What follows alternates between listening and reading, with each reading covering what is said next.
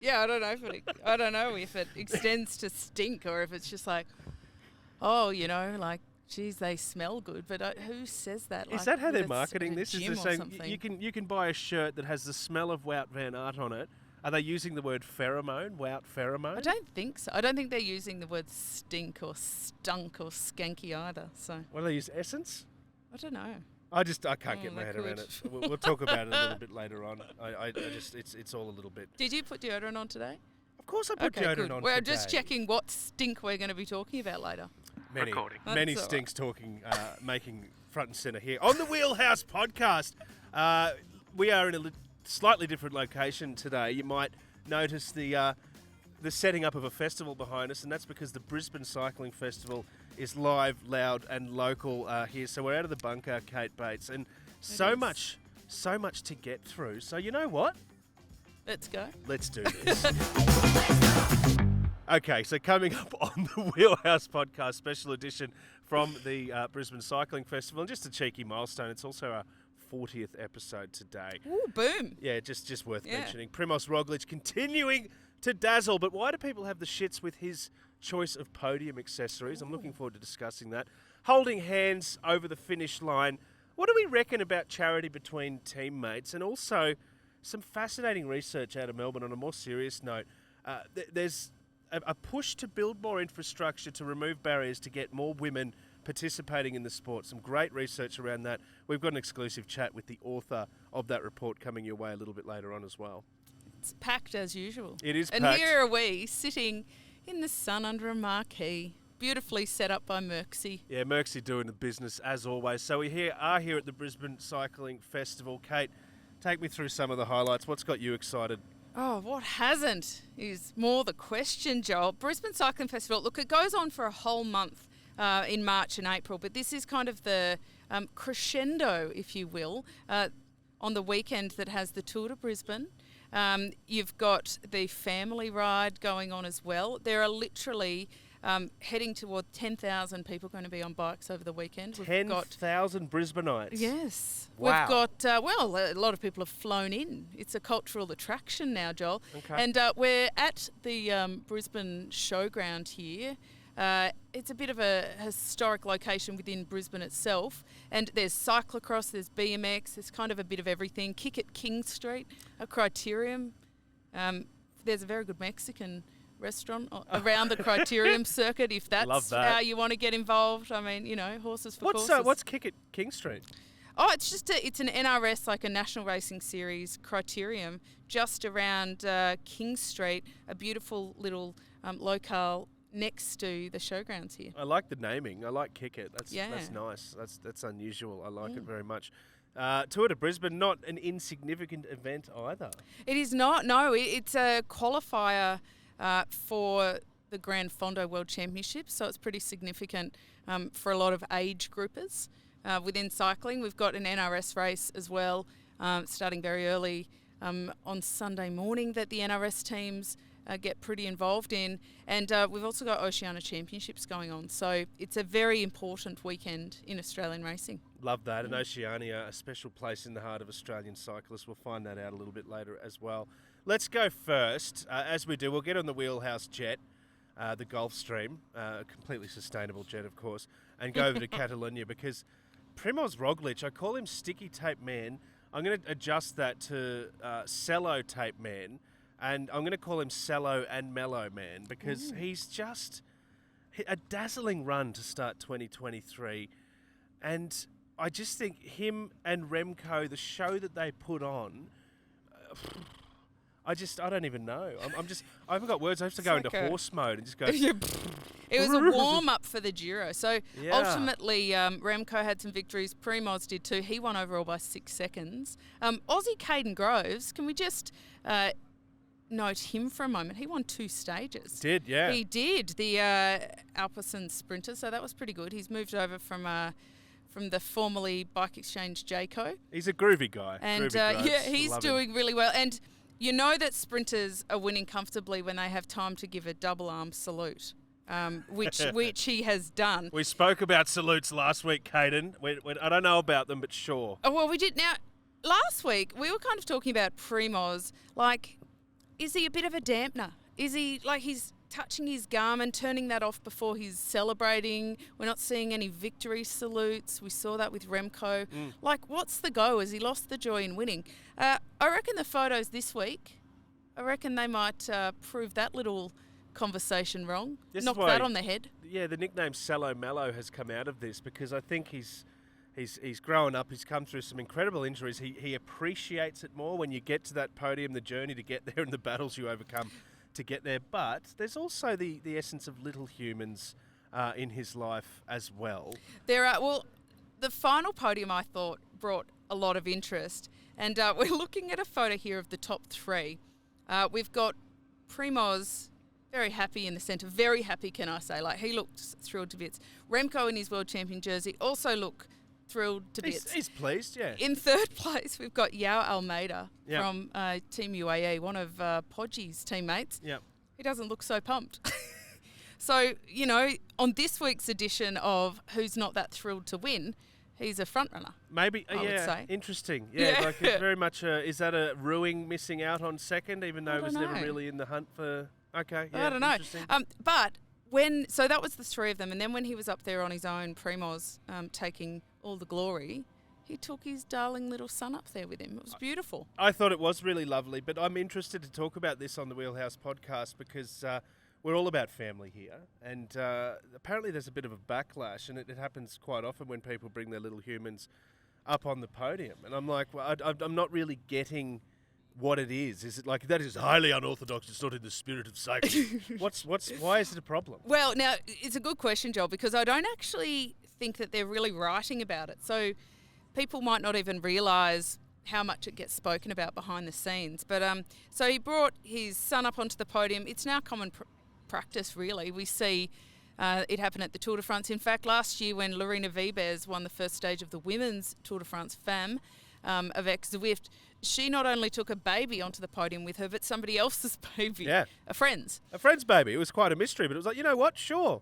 But let me tell you, my first ever World Championship podium, I got second at the World Championships. I was only 18, so certainly wasn't much more than a kid myself. Yep. The lady who won, Olga Slusareva, absolute legend from Russia, she had her small child on the podium. He kicked me in the shins on the way up, I might add. And as an 18-year-old, I was a bit like, okay, not sure about that. At the time, I must admit, and I'm almost embarrassed to say it now, given how much I love this, I thought, this kid's ruining my podium photo. Oh, wow, okay. This is my first photo at a World Championship, getting a medal. Yeah. And I have a kid who's kicking people in the shins and, you know, grabbing jerseys. Now, he was about 3 at the time, and can I say any of our kids at that age would have done a similar thing. Kicked in the shins. Yeah, but there's a lot of riders who, when they're sharing a podium with someone with children, they think, oh, come on now, you're taking away from my moment. This is my moment. Okay. So, and especially at the Olympics, Kristen Armstrong retired, came back, won another gold medal in the time trial, took her son Lucas up, and some of the other ladies were a bit like, really? Yeah, it's an interesting issue. It's good to hear that perspective from you as a parent. I'm not a parent. I'm sort of like, yeah, sure, whatever. Yeah. If it was well, me if on I the did podium, it now, I'd take them all up. I'd punt the others to the side. Yeah, okay. Well, look, an issue we'll continue to see, I'm sure, because riders, you know, they work hard. They work hard for their families. They make a lot of sacrifice. They want to share these moments. Yes. So I was going to say, when you literally grow a human, you get to take them on the podium. But I guess Primoz, it's not quite the same for the men, but you know, same. You get my drift. Good. Yeah. Yes, interesting biological territory on the Wheelhouse podcast. The battle between Primoz and Remco was extraordinary, and I love that Remco basically comes out after. He's like, you know what? He's Primoz. When he's fit and he's well, there's none better. He basically said, bring it. I'm ready for a battle of the ages in the Giro, and it should unfold very much that way. But I love that he's just hat-tipped to him. Remco being Remco and doing what Remco does, just like this guy, when he's good, when the sticky tape holds, look out, basically. Remco's so classy. So many world champions wouldn't give other people that kind of credit because they're a little bit ego-driven and grabby about their place in the sport. I love Remco for that. But I also agree that I think Primoz is just an absolute revelation in the sport. Yeah. And the bad luck that has followed him around like a stinky jersey, his whole career around the Tour de France, I think is a real bummer. The fairy tale for me would be if he can come back to the Tour de France and get the result that I think he deserves. I mean, to be honest, that is a complicated, as in an overall. Yeah. I'm for it. But I'm all on board the Primoz straight. And I also would say that there's a lot of people that think that the Giro is much harder to win than a Tour de France. And it's such a beautiful race. It really is. And I just think it's going to be a battle for the ages between those pair. And maybe Almeida and his not so smiley podium suggests that he's also, motivated to usurp their winning ways. Maybe he was just tired too. He hadn't could had his be. can of Fanta yet. Yes, but we get to talk about it in a salacious way. We Joel. sure do. Let's That's speculate wildly on the Yeah. Wheelhouse podcast at the Brisbane Cycling Festival, where it's very much all happening. Let's now stay on the Wheelhouse Gulf Stream and go to Ghent Wevelgem, which is one of the great names and one that I'm so proud to be pronouncing at least 70% accurately.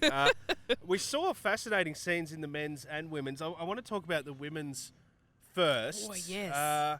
It's one of those races that you're sort of looking at going, glad I'm not there, because it was horrendous. The weather was just atrocious. Oh, wasn't it? It was like a disgusting down the bike.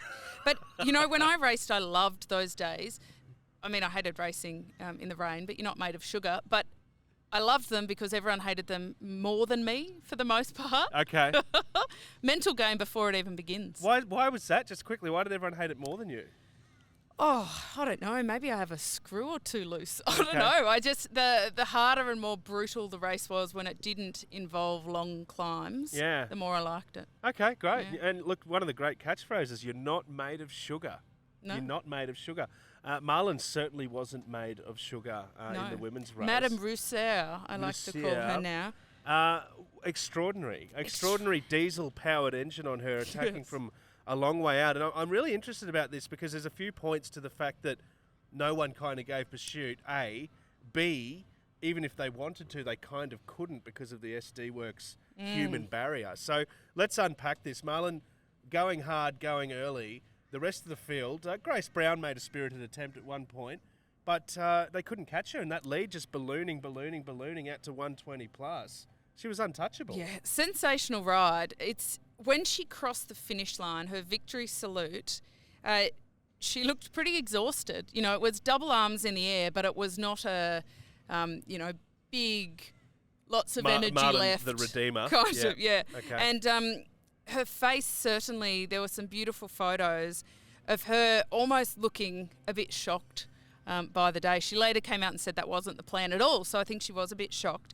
I firstly want to point out the fact, Joel, that she's wearing a black rain jacket. Mm-hmm. Can we revisit this after we talked about how wonderful she is? Because black rain jackets, I'm going to poo-poo all over those. Okay.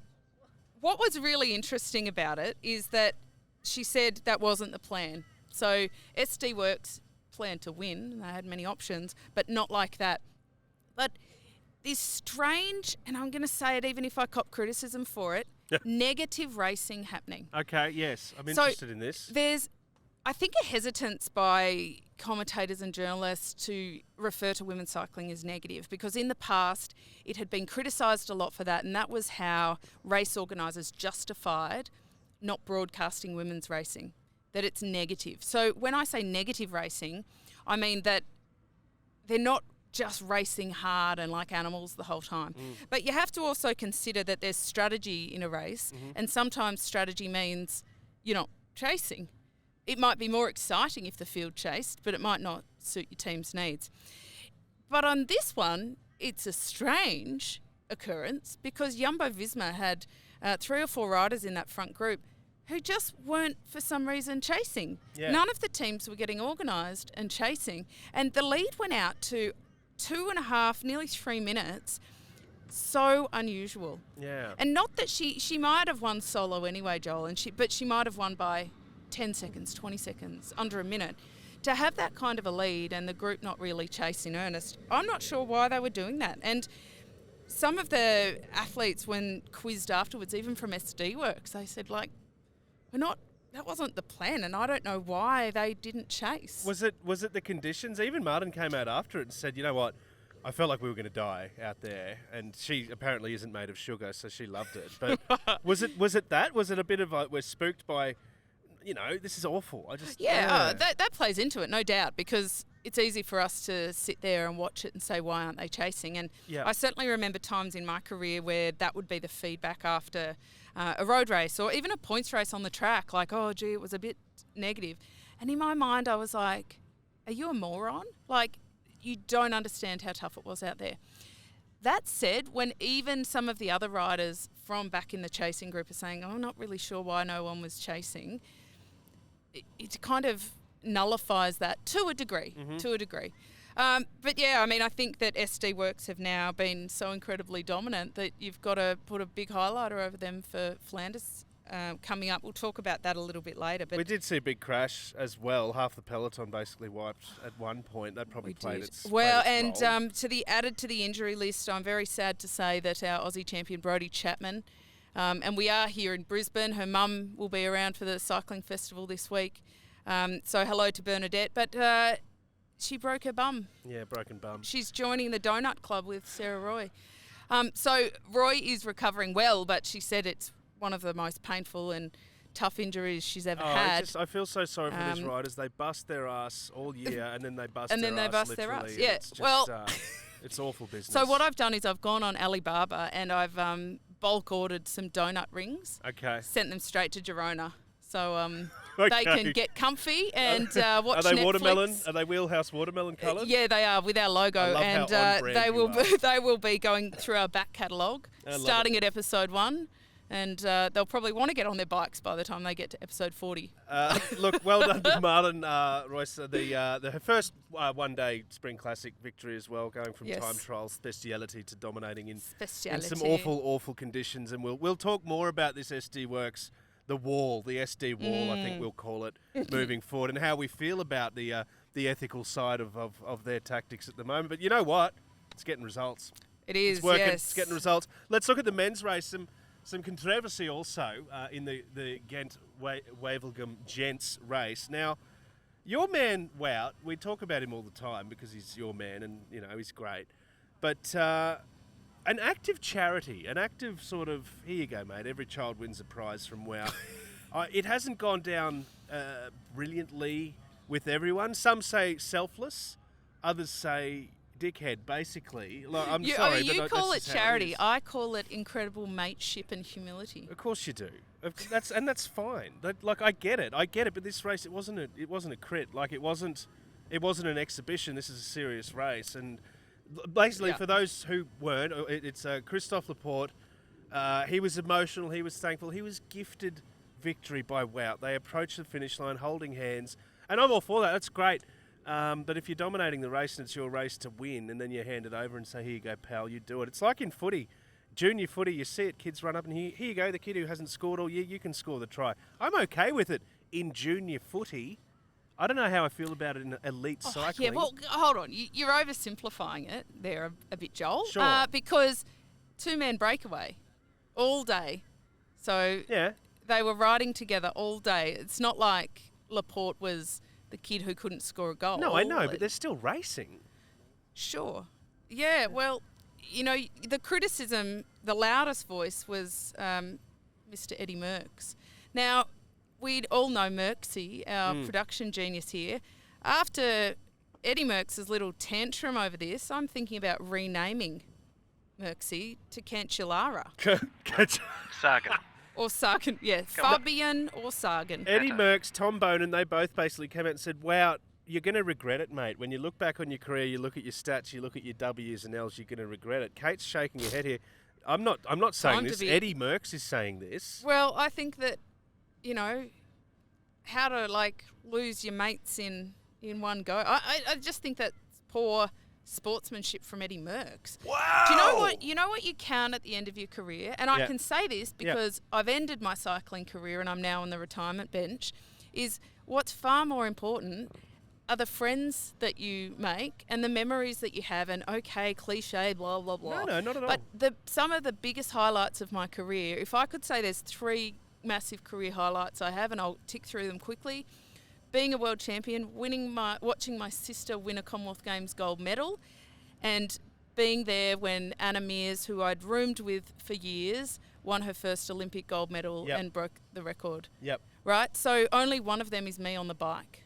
I love that. That's really nice. Were you ever involved in a race where you said, here you go, teammate, have the honours? No, I wasn't. But if I was in that position where I won as much as Wout did, and I definitely would. I think it is, if nothing else, it's smart. He's got like instant lifetime loyalty. But you also have to remember that these guys are human beings. They're not robots. They are paid a lot of money to work for somebody else, to put their own success at the back while they push somebody else forward. Van Aert does not have the Palmares he has on his own. He has stood on the shoulders of his teammates to get there, and it's absolutely the right thing to say, I haven't been in this alone. My victories are not just mine, they're ours. And I think it was a beautiful way to do it. Yeah, well explained. Was this currency from Christophe Laporte? Eddie Merckx, he's not answering. We're trying to get onto him for a comment. Merckxy's calling Merckxy. Thanks, Merckxy. We're going to have to change name. I'd be a little bit terrified if he actually did answer. I so don't want him to answer. I'll keep trying. I did. G'day, Eddie. Wheelhouse here, mate. Just giving you another call. I don't know if you got our last 800 messages, but give us a call back as soon as you can. Thanks, pal. I met him at the Tour Down Under one year, and yeah, look, everybody wants to talk to Eddie Merckx, but I don't think it's because he's the nicest fella in the room. I think it's just his thing. But Fabian Cancellara, quickly, he said, an Oscar-winning performance from Van Aert. He's built loyalty. He's paid back, like kind of everything we've just talked about. And Cancellara, I would say, is more contemporary example of dominance and success in the sport than maybe Eddie Merckx. He's not all about numbers. It's elevated his stature. My question was, is that the way he wanted it to be elevated? You've made some great points, and obviously from your own personal experience then. One thing I will say, shithouse day for the tipsters though. If you'd backed Wout, as we enjoy our tipping here on the Wheelhouse, and if I'd had Wout, Yes, well, you did tip Wout. I know, that's what I'm saying. Yeah, I mean, in fairness, I didn't tip Laporte, but, I'm happy that when I didn't tip Wout. The music's starting here at Brisbane Cycling Festival. And Joel's having a little bit of a dance. This is kind of your style too, isn't it? Yeah, look, I think it was a beautiful, beautiful thing. Okay. It's beautiful. Am I talking about the race, the gesture, or Wout himself? Oh, I think you're talking Time about both. will tell. I think they both have just sort of become a hybrid. But look, no good for Caleb Ewan back in 66th. And Luke Durbridge, the best Aussie, I think, in like 60 seconds. So not a great one. It's not a great classic season for the Australians. On the Wheelhouse podcast, I don't know what style of music. I love how you said it's my style. I'm not. Is that country music? I'm not a country music guy. I don't hate country music. Who am I kidding? Let's talk about Jim Ratcliffe. When I first read the name, I've actually done a bit about Jim in my career, covering some of his escapades in the world of football and Formula One and the like. And I remember thinking, is that Daniel Radcliffe's father, the Harry Potter actor? Turns out it's not. No relation. And he's worth $11 billion, owner of Ineos Grenadiers. He sponsors Mercedes in the F1. He also owns Nice, the French football side as well. He went after Chelsea when Roman Abramovich was involved as a Russian oligarch when the conflict in Ukraine built out. Anyway, now he's targeting the Red Devils, Manchester United, in a very, very serious bid. We're talking $4.2 billion US, I believe. It's not a small figure. Not insignificant. This is, I must say that I, over the years, have had a little bit of beef with Sir Jimbo. Fancy that. The old Mr. Rat. What happened? Mr. Rat. Look, he also put £110 million into the 2021 America's Cup Challenge. Oh, yes. With Ineos Team UK, beautiful sailing boat. With Ben Ainsley, the sailing legend.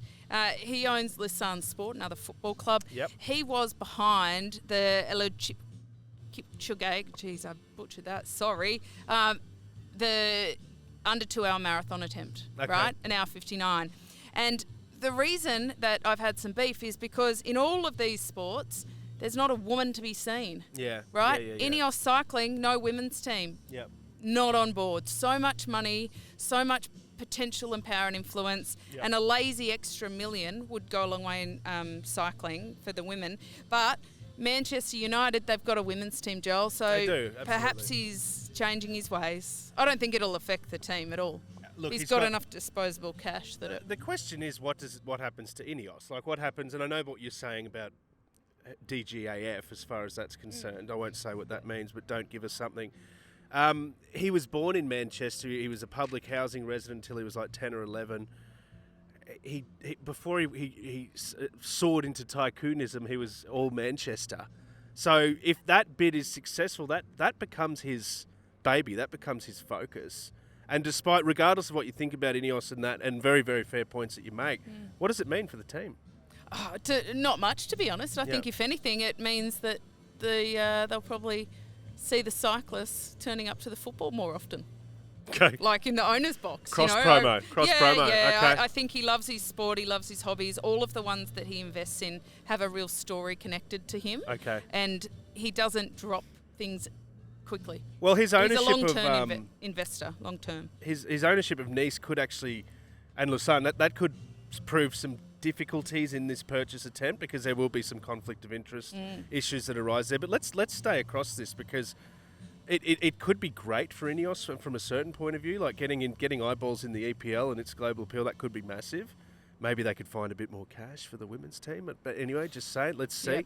Yep. One to watch though, interesting, and some big figures coming into the sport. Yes, and Team Jumbo they sponsor a speed skating team as well, and they've talked about maybe moving out of cycling. So we'll have to watch this space in the sponsorship, in terms of sponsorship. Wheelhouse Cycling Inc. We will have a team. We could pounce on both of these entities if we had $400 million in the bank. Yep. Let's talk about the Oceania Championships, Kate, because it's a very special one for the Australians for a number of reasons. And I'd love to have like an Aussie champion, like an Olympian world champion to ask why it's so significant. But wait a minute, I do. Why is it so significant? Yeah, it's a good question, because it's a big part of the Brisbane Cycling Festival, and a lot of people often think, but it's not. There's not a lot of depth of competition between Australia and New Zealand, so why do they put so much weight on it? And the biggest reason, Joel, is because it's an automatic qualifier for the World Championships if you are Oceania champion. Okay. So you don't need to worry about any of the federation politics necessarily. You get a foot up, and the federation gets an extra Australian or an extra New Zealander, whoever wins, straight into that. And it's also tons of points, UCI points, which is very important qualifying for the Olympics. So even though there's not a big depth of field, simply because we are a small confederation here in Oceania, very, very important. And they wear a jersey even at the World Tour level. So the Aussie Josie Talbot won the road race last year. She wears it. She rides for Cofidis. With Aussie Rachel Nayland as well. She wears the Oceania Champions jersey in doing that. And you'll notice, like you would have seen Lorena Vives winning in the European Champions jersey. So same. So it's a massive week for the Aussies. I know that Flanders is coming up this weekend, but the Oceania road race could do huge amounts for people's career in the same way. Excitement stations on the Wheelhouse podcast. Brisbane Cycling Festival continuing to come together behind us. Now, you mentioned Flanders. I'm going to say okily dokily do. Let's now talk about the tour of Flanders. It's we call it Flanders. This is a lovely quirk. We call it Flanders. What does everyone else call it? Well, over there it's called the Ronde Van Vlaanderen. Hang on, go again. The Ronde Van Vlaanderen. The Ronde Van Vlaanderen. And the Ronde is what a lot of them just call it. The Ronde. And that's Flemish for Tour of Flanders. But isn't it a bit curious that as Anglophones, we decide to change the name of it and make it more digestible into Tour of Flanders? I always find that a bit quirky. Aussify it. Aussify it. So the Ronde Van Vlaanderen, 273k for the men. Easy. Just a short day out. Yeah. Monument. Blink and it's over. I want to talk quickly about my mate Lulu, very dear mate, Julian Alaphilippe. Oh, you've been hanging out for a reason to bring him up. He's my guy. Yeah. And every now and then we get to talk about a tattoo or something, but this time a concession from Lulu. Yes. He says, I'm not quite there. I'm not at the level I need to be. It makes me a little bit sad. It makes me sad. It also makes Patrick Lefevre sad. Well, then I'm on board. That makes me happy, and that makes Kate happy. How does it make you feel, Lefevre, Alaphilippe, not quite being there at the moment. Yeah, it was interesting, wasn't it? So after the after Ghent Wevelgem, apparently he rode for an extra couple of hours afterwards to get some Ks in the legs, which suggests to me that he's not quite at the level that he wants to be. Yeah. I think that the change, there's been a big change in terms of our favourites, in terms of how racing has progressed. And a couple of years ago, riders like Lulu were very much in the hunt for every classic. But Pogacar's kind of changed that a little bit, as has Van Aert and, of course, Van der Poel. You put the three of them together and, I mean, Pogacar's going to have to get creative because he knows if he comes to the finish with the two others that he's got, you know, snowflake's chance in hell of actually pulling it off. And so there's a lot of teams who will have to get creative and put in a very big challenge. But with those three, it does make it a little bit difficult. I reckon for an early smoky, I'm going to go for an early smoky in the tipping. And I have a rule for our tip this week, Joel. I'm only telling you this now on the fly, so if you don't have a tip, catch up. No Tadej, Mathieu or Wout. So a tip outside those three, and whoever's, you know, first after them, if they're the top three, that's where we're tipping. So I'm going Nielsen Paulus, the American. He was third at Ronde Van Vlaanderen. Yeah. He was top 10 at Milan San Remo. And he's got a bit of fuss about him.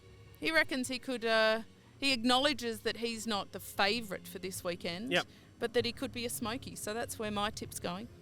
I like it very much. I did not expect that. Sorry.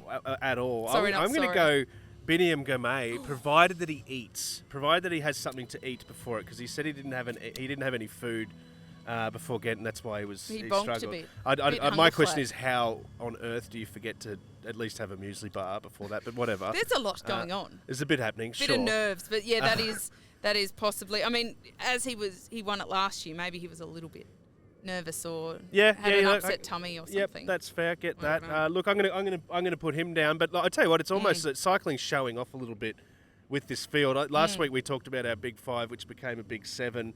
It's pretty much a big 800 now. Obviously, the Wout, the Van der Poel battle at the front is the one that's capturing imaginations. If nothing else, because it's turning the cycling, like Twitter threads and such, into these wonderful meme gardens. Yes. Of all of them as evil characters and whatnot. Yep. So I like it for that. Matty, I'm calling him Matty now. Matty VDP. He's 2 wins already there. He's already smashing it up this year and doing it emphatically. I don't know if there's any grandfather poo-poo Ramon Poulador symmetry for him to be motivated by this time. Not that he hasn't already done. What I will say before we move on, because I think that this deserves a very long chat, is I don't reckon that Van der Poel would gift a victory to a teammate. I definitely don't reckon so that. There you go. And you know who else wouldn't? Michael Matthews, probably the Australian. Oh, that's because he's hope gotten... hope of the land down under. I mean, Michael Matthews has gotten second and third so many times that, to be honest, he bloody deserves to win. Like, bugger his teammates. Get across the line yourself, mate. Look, I'm all for it. Let's look at the women's. So Lottie Kopecky, defending champion, coming in for SD Works and that powerhouse team that we've been talking about ad nauseum. Anna Meek is my... Look, I know the old saying, anyone can tip a favourite, mate, but gee whiz. Well, she's got a lot to ride for. There are 3 riders in history who have won 2 Women's Tour of Flanders. Judith Arndt, a legend of the sport, and Miriam Melkers, a Dutch legend of the sport as well. They've won 2. Annemiek van Vleuten has also won 2. She's going for her 3rd. It's her last year before she retires. There's excitement around That'll this. bring a little bit of extra motivation. She's got a really good team behind her, actually. She's got Liana Lippert in there, Elena Sierra, the Cuban sprinter. A lot of talent in Team Movistar. But the challenge that she has is that the climbs aren't necessarily long enough and hard enough for her to be able to get away. And you might say, well, but she's won there before. But she's 40, turning 41 this year. The level of pro women's cycling has lifted around her. So she used to be so much higher level than the majority of racers. It's not the case anymore. And so now when she does attack, it's not just one or two riders who can maybe go with her on any given day. That depth is down to 10 or 15 on any given day, and so I think it'll be a tougher day out for her. But we're talking about a lady who essentially won the World Championships with a broken elbow in the rain and on a course that nobody knew was really for her. So I say that it's a safe tip if you're going to go for that. Okay. Yep. Well, another one who definitely won't be giving any charity at the finish line is, of course, Demi Vollering. So also in there as well. She's absolutely not letting anyone go over before her. No, Team SD Works have a lot of... are they the team with the most options? Are they the team that's most likely to be able to cash in? Yeah, I think so, realistically. But don't forget Trek. I mean, sadly, they're missing Loretta Hansen and Brodie Chapman hanging out on the donut. We've got Longo Borghini, Balsamo, Van Anrooy, Aussie Amanda Spratt, bit of depth there. The other one... Spratty, insert colour here shoes. I know. I think that we need to consider for a moment FDJ because they've got the wonderful Cecily Uttrup Ludwig. They've also got Grace Brown, the Aussie who's been on the podium there a couple of years ago, and also Lush Adergeist, who won the eSport World Championships twice, and she also won Cadel Evans' Great Ocean Road Race. Okay. She's an emerging talent.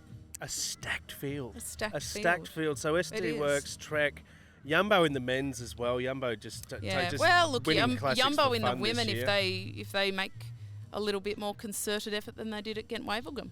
We will look forward to the unfurling, and let's just recap our ticks. So I'm going Biniam as a smoky.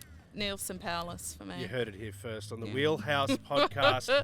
Live at the Brisbane, well, not live, but we're broadcasting from the Brisbane Cycling Festival. And what I love about this event, Kate, it's not all about elite racing. It's about mass participation as well. Boys, girls, people of all ages, all abilities getting on the bike and getting out there and enjoying themselves. And we're really big on this at the Wheelhouse, as you are with your projects that you work on with Chicks Who Ride Bikes and all of that. And it actually brings us to some research that we stumbled across. It comes out of Monash University in Victoria. It's a report focusing on ways to boost participation for women and pushing measures that can be taken with future urban planning to remove barriers that impact the desire and the confidence of newcomers to the sport. I find it really fascinating, and I'm very happy to say that Dr. Lauren Pearson is a co-author of the report.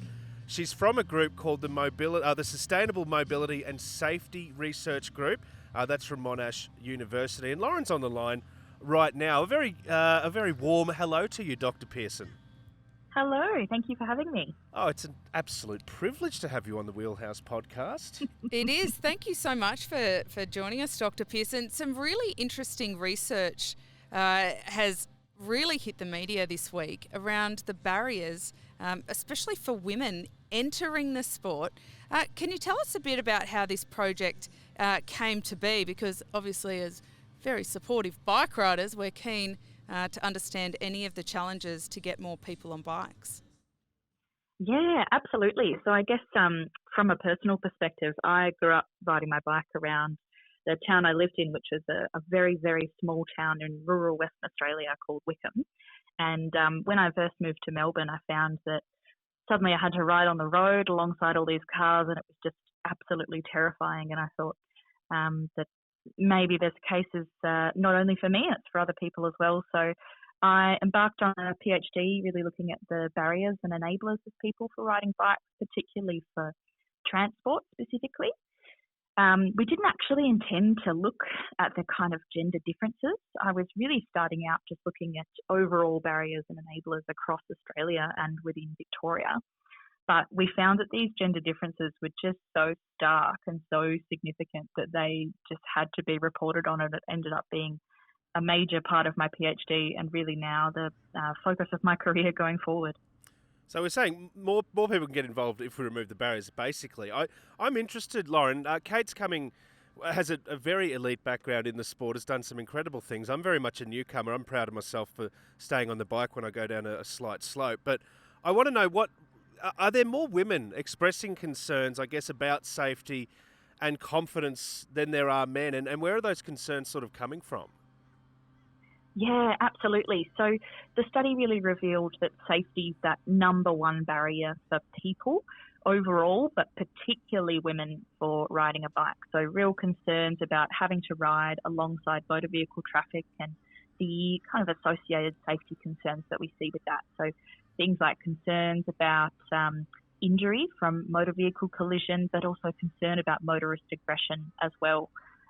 When you're talking about the concerns about confidence, we found that a lot more women in the study, they reported this lack of confidence with their physical ability, but also lack of confidence in how they went about purchasing a bike, maintaining a bike, and then when it went through to the actual bike riding as well. So we conducted 40 in-depth interviews as a part of this study on top of surveys to kind of understand the size of the problem.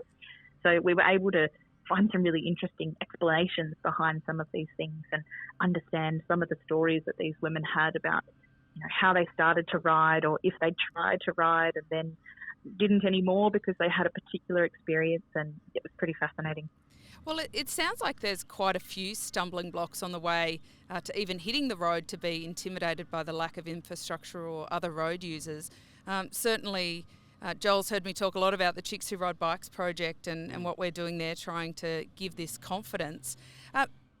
In terms of infrastructure, that's a pretty long-term political game, Lauren. So I'm wondering, what are the quick fixes? Now that we know this, how can we break down some of those barriers when some of the bigger pieces are to a degree out of our hands?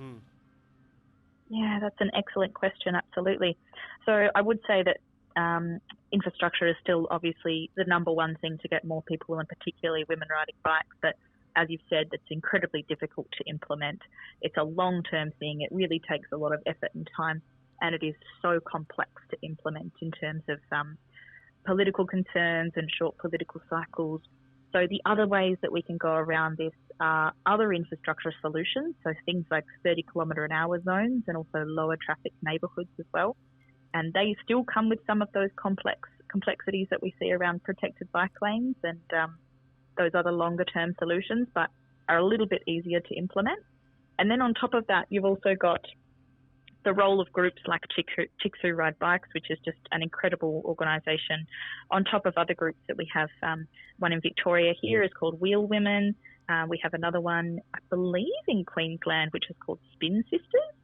And these are really key to unpacking some of those barriers around the lack of confidence in purchase, maintenance, repair, through to riding as well. So really being able to empower women from all different ages and diversities and backgrounds to say, hey, this is something that you can do. You can ride a bike, and this can be an everyday way for you to get around and a way for you to be physically active.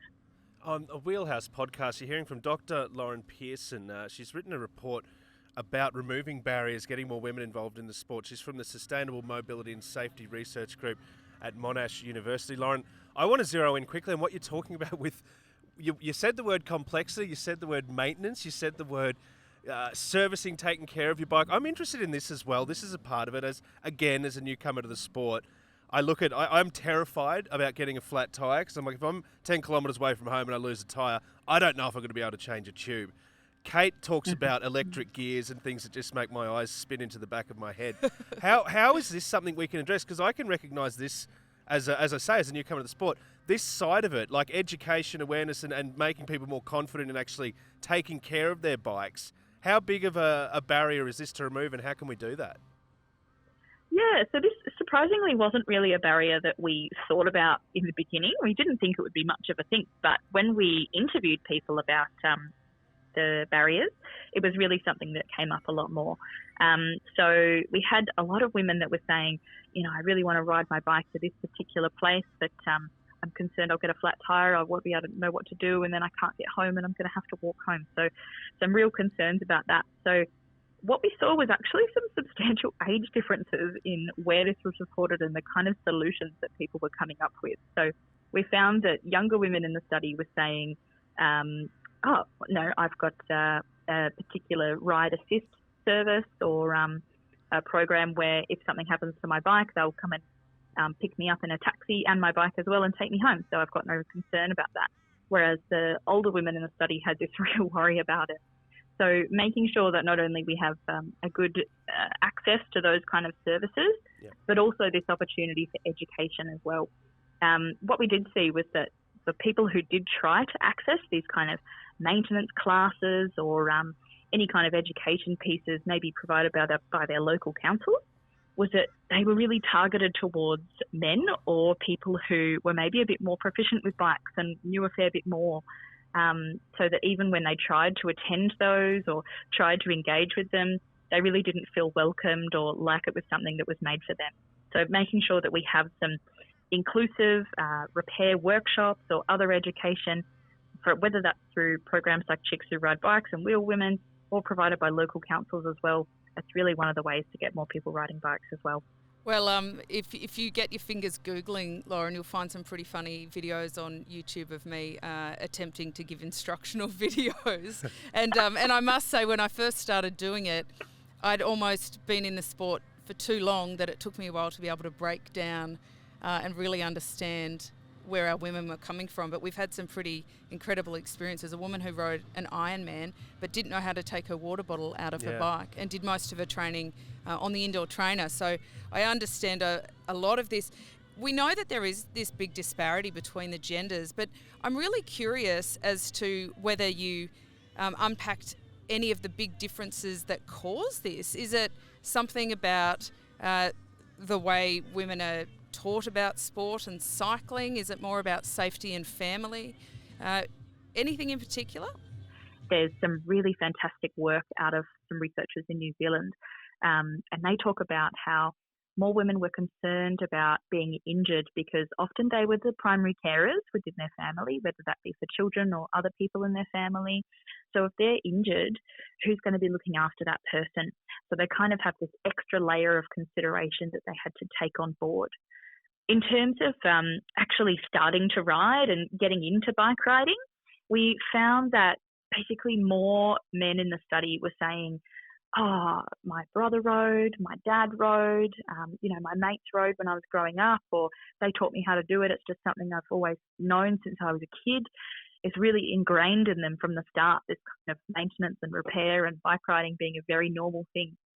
Whereas the women in the study, they talked about, I loved riding my bike as a kid. And we know that gender participation in bike riding is almost equal in children, if not more girls and women riding bikes.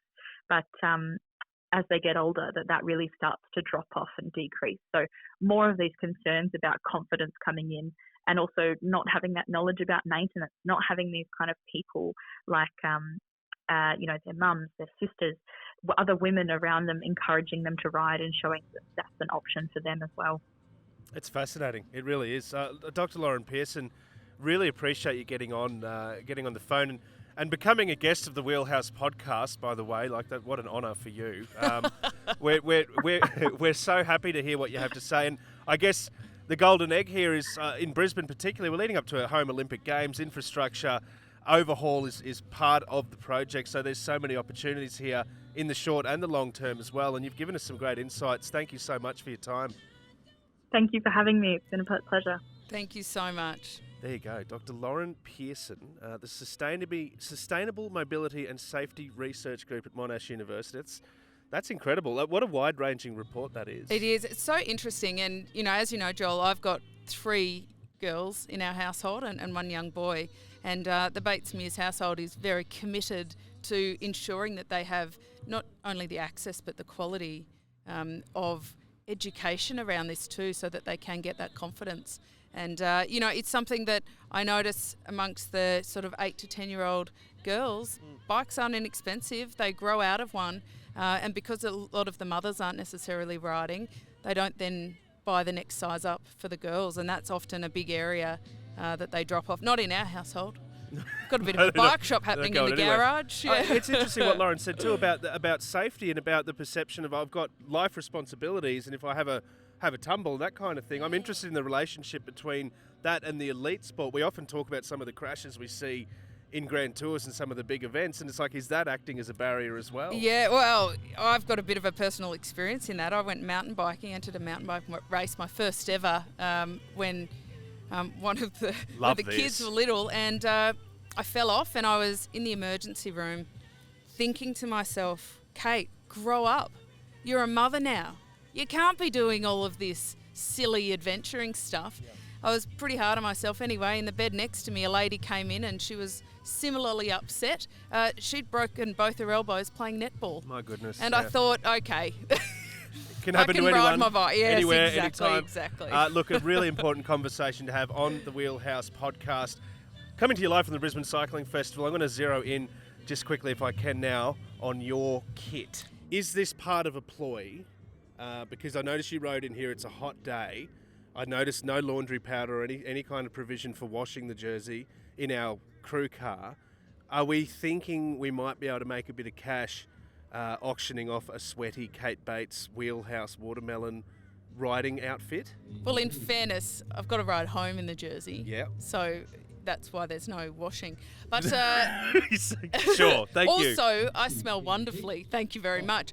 But it raises a good point because they've taken Wout Van Aert and Jumbo. They're big on their merchandise, Joel. Yeah, sure are. But they've taken it another level and they're auctioning off Wout's stinky victory jerseys. Yeah. Right? They've got this process where they like UV clean it so that, you know, the bacteria's gone, but the mud stays. And I think what apparently appeals to a lot of people is that the stink stays. Yeah, the person's odour, the person's essence, Yes. but not any bacteria, not any BO, No. body odour, but somehow there's still like a preservation of their... I don't know. I Yeah. reckon there'd be a fair like entrenchment of body odour in there. There'd have to be. It's disgusting. It is, and I'm a very big Wout fan. Are ya? But that is a step too far. Oh, good. That I'm is like a I'm stinky so glad. step too far. Yeah, We are okay. not buying Wout's stinky jersey, Katie. So Oh. Mercksy's just confirming we do not have the budget for that, Kate. So just any designs you had My on the stinky birthday's Wout. coming up. I was thinking that could be Too elevated. far. Too far. But you know what, Joel? Yeah. We have some wonderful sponsors here at the podcast, but we're always looking to raise some more funds. And so if they can get like $4,000 a pop for their stinky jersey, Yeah. could be, What could we you know, charge a little bit of for a- fundraising. Watermelon Wheelhouse wacky Ode to KT. stinky Oda Bates. Yeah, I don't know. Couple of bucks. Hey, look, people will buy it. People will absolutely buy it. I love it. On the website it says, as you say, professionally cleaned using UVC technology, removing bacteria and viruses. Good to know they're getting viruses out of the shirt. Yes. While maintaining the smell of your favourite rider and the dirt from the cobblestones. And that way, all jerseys are delivered as authentically as possible. What's next? What's next? I don't even think we should Remco lost a cast our mind to toenail what's next. on a climb. Would you like to buy it? Please don't Google this on my phone. I worry about what may happen. Can we buy Sagan's Nicks? It's Used Nicks? See, I love this because Sagan's Mercksy's here saying, Kate, look, we're not buying Wout. If it was Sagan, though, Nicks? different Yeah, story. I'd raise Nicks. Mercksy? Okay. Too Oh, much. man. I feel like we Moving might on. need to move on the Wheelhouse podcast and Don't start tell me enjoying. you're on board with that. We're not using Wheelhouse funds to buy used Peter Sagan I Nicks. don't want Sagan's Nicks. I don't want Wout's shirt. Can you- I don't want Remco's toenail. I don't want any of Okay, it. I was about to say, please confirm you don't want any of it. No, none All from right. 3 for me. None from 3. And I don't think the toenail's actually up for auction, Well, nor the Nicks. look, But anyway. we are at the Brisbane Cycling Festival. If anybody sees me on the family ride on the weekend, Yeah. You can make me a bid. Yeah, I'll be please wearing it. come I'll and make say sure hello. I wear a singlet underneath so that if somebody literally wants to buy the shirt off my back, that they can. Yeah, it's a team reveal. Team Wheelhouse riding the family ride going across Brisbane's It beautiful is, Story it is. Bridge. About a 12k circuit through the city. Kate will be riding her $8 million gravel bike. I'll be on my $40 Kmart bike. And Mercksy, I don't know, maybe he can just jump on my handlebars because that's the kind of brotherhood we have. Hey, look forward. Come and say hello. We'll have some lovely flyers. We've got some new edition Wheelhouse flyers with a couple of our special friends included on them as well. And proud to say here in Brisbane at the Brisbane Cycling Festival, on the other side of the flyer, there it is, the new stamp saying recorded in Brisbane. So we've finally given away the secret location. It is, and I strong-armed the fellas in the tent next to us here, Joel, from 99 Bikes, Caleb and Troy. Yep. I took some postcards over there, and they've kindly put them on display for us. A good show of solidarity from Shout the out guys. to 99 Bikes. That's Yeah. where my mountain bike's not from Kmart, big reveal. Well, it's they're actually doing from 99 Bikes. they're actually doing e-bike test rides, so you might want to head over there after the show. I need all the testing and assessment Keep up I with can us get. for the 12K on Sunday. Keep up. Oh, God, don't start turning it into that.